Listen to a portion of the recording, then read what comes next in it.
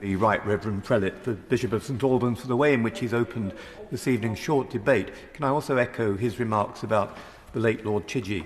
I think all of us who knew David Chidgey well and who were able to attend the wonderful celebration of his life today in St Margaret's know how much his voice is so sorely missed. My Lords, earlier today there was also a meeting of the all-party parliamentary groups of South Sudan and Sudan, and Lord Chidgey and I were fellow officers of that group, and again his absence was keenly felt at that meeting today.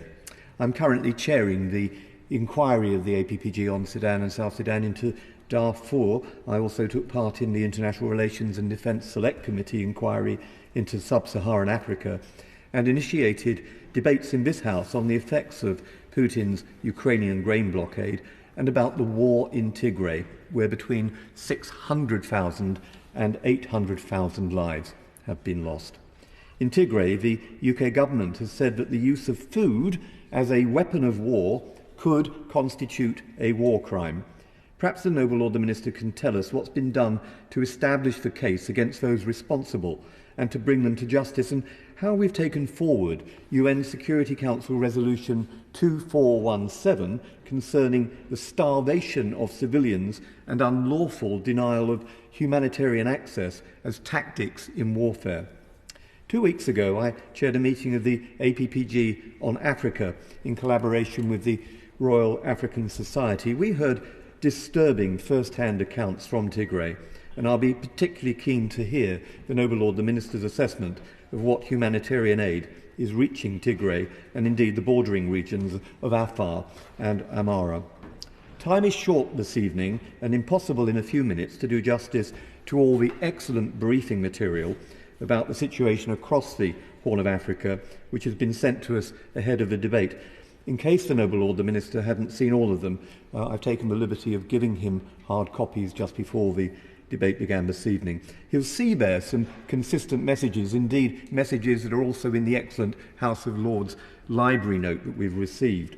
They describe how the Horn of Africa is experiencing, as the Right Reverend Prelate has rightly told us, the longest drought in 4 decades, with no end in sight. Recovery from a drought of this magnitude will presumably take years. Exacerbated by soaring food prices, political instability, conflict, locusts, as we've heard, COVID-19, and the effects of climate-induced drought, or indeed in the case of South Sudan, which I will mention later on, of floods, it's causing people's lives across the region to be absolutely devastated. And that's led to 36.4 million people suffering from hunger across the region and 21.7 million people requiring food assistance. A famine has de jure yet to be declared, but de facto one has already come into existence. Famine is knocking at the front door. The United Nations says that 36.4 million, including 19.9 million children, have been affected by the drought, and 21.7 million people, including 10.8 million children, need food assistance. UNICEF say that 5.7 million children require treatment for acute malnutrition, with 1.8 million subject to life-threatening malnutrition. In Somalia, my lords, the situation remains particularly critical, with 5.6 million people currently acutely food insecure and expected to rise to 6.4 million by March. 1.8 million children under the age of 5 are expected to face acute malnutrition by July 2023. Perhaps the Noble Lord the Minister can tell us whether the government accepts these figures and what numbers he has for the current levels of death from hunger and malnutrition. Specifically, when does the Minister's Department predict that the 20% threshold used to formally declare a famine, when at least 20% of the population face extreme food shortages and acute malnutrition rates exceed 30%, and at least 2 in every 10,000 people die every day from hunger, when does he anticipate that will be technically reached? World Food Programme says it urgently needs $689 million until May 2023, I quote, to prevent widespread loss of lives. But as it tries to respond to 8.8 million people funding shortfalls have already forced WFP to prioritise those who receive assistance and those who go hungry. My Lords, does the Noble Lord accept the World Food Programme's estimate? Notwithstanding a rapidly mounting death toll and what seems like acceleration towards a human catastrophe, 2022 to 23 funding allocation for the Horn of Africa is lower than the 2021-22 allocation and less than a fifth of the 861 million which was provided by the UK government during the last famine in 2017 to 18. That intervention by this great country, and was to the credit of this great country, saved millions of lives. With a desperate population again living on the brink, I hope the Noble Lord the Minister can tell us whether we'll re-examine the level of support and at the very minimum offer to match pound for pound an appeal to the generous people of this country via the Disasters Emergency Committee. And can he also perhaps clarify what proportion of the £372 million pledged for countries facing severe hunger crises will be dispersed to East Africa? Let me ask specifically about Sudan, South Sudan and Eritrea. This afternoon, our two excellent ambassadors in Sudan and South Sudan, Giles Lever and Johnny Baxter, briefed the APPG. Mr. Lever told us that in Sudan, I quote, 15.8 million people, one-third of the population, will need humanitarian assistance. He described insufficient supplies of bread and wheat and how what was available was priced out of the range of the majority of population. He also said increased displacement in Darfur, now at the rate of 200,000 each year, in addition to all those already displaced, are adding to the challenges in a region which was subjected to a genocide in which 300,000 people died and more than 2 million were displaced. In South Sudan, Mr. Baxter spoke warmly of the ecumenical visit last week, but somberly spelled out the effects of violence and displacement on tens of thousands of people.